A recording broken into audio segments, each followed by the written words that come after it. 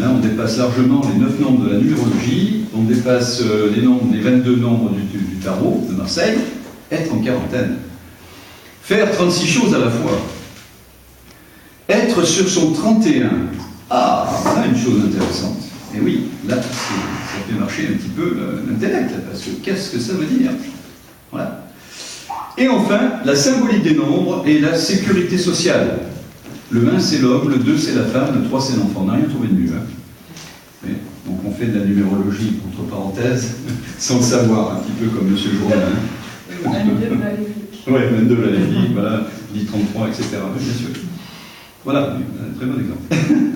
Là je vais très vite, hein, parce que j'ai écrit même un bouquin là-dessus, en étant un peu plus approfondi. Ça, c'est pour remettre un peu en forme, disons, pour se remémorer un petit peu cette symbolique qui existe en fait partout.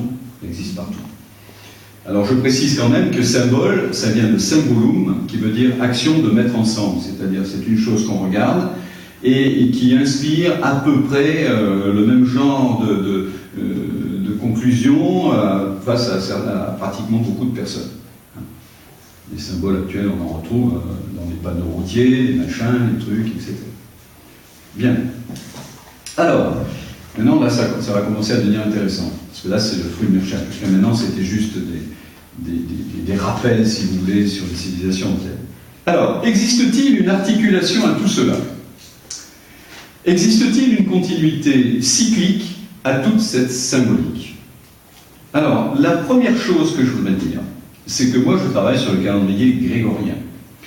Alors, je vais quand même vous rappeler que c'est un obscur moine qui s'appelle Denis le Petit, qui en 535 après Jésus-Christ a décrété que le Christ était né en l'an 0.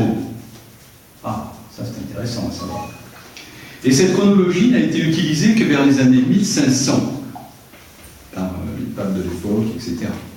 Et a fondé en fait l'ère chrétienne, qui est encore en vigueur actuellement.